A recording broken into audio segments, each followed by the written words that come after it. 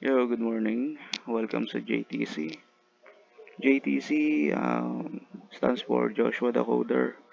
Pero rito sa TikTok ko nagkamali. Nailagay ko Josh the Coder. Anyways, JavaScript introduction muna tayo. At pasensya na, notepad, resourceful.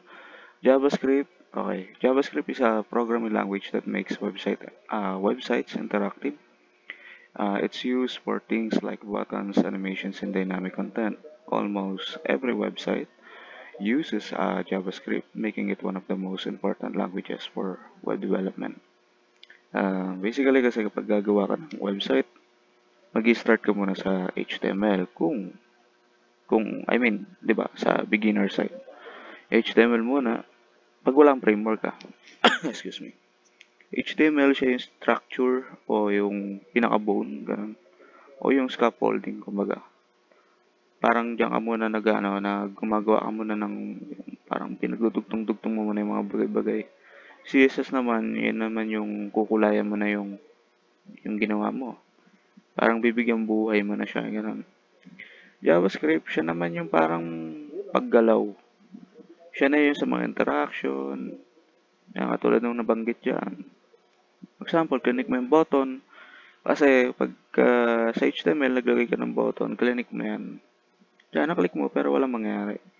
Pero sa JavaScript, pwede mong targetin yung button na yun at pwede kang gumawa ng isang bagay na gusto mong mangyari. For example, click yung button, may lalabas na alert. Hi, click mo ako. Yung ganun.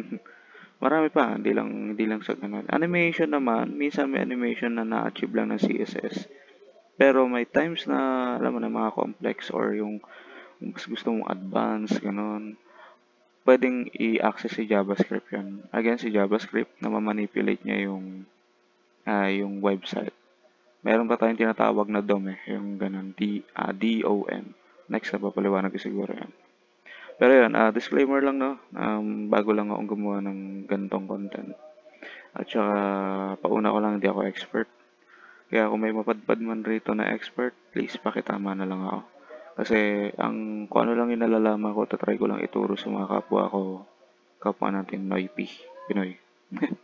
Mga aspiring dyan, although may AI naman na, at may YouTube na rin, tsaka hindi na rin bago yung ganitong content. Pero wala namang masama magsubok, diba? So yun lang, ito lang introduction natin for now. Sa ngayon, sa JavaScript.